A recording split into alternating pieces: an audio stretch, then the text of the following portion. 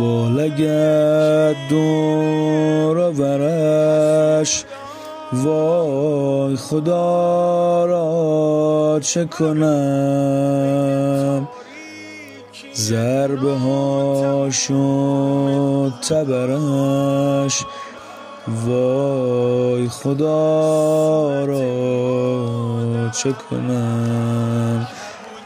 پدر اهل شرارت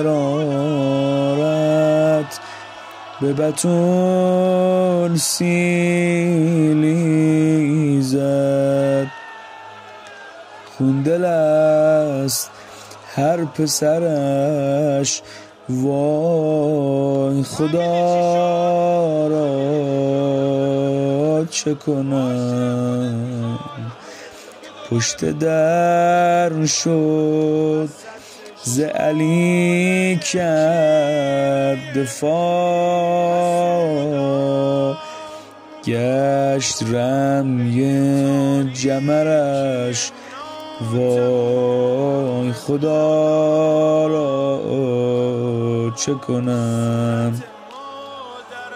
آسمان آمده تا منجی حیدر گردد، شد هلالی کمرش، وای خدا را چه کنم.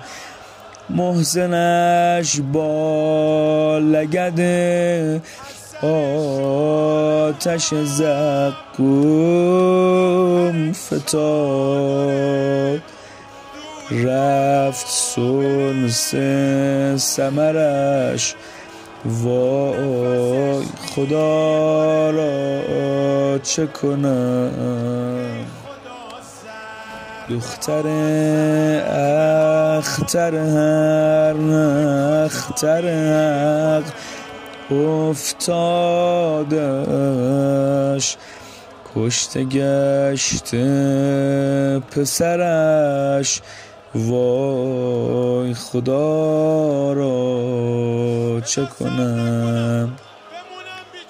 فاطمه دختر احمد چه غریب است خدا، بکشیدن شوهرش، وای خدا را چه کنم.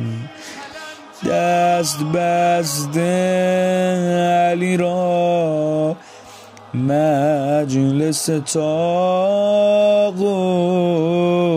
برم، چه بسوزد جگرش، وای خدا را چه کنم.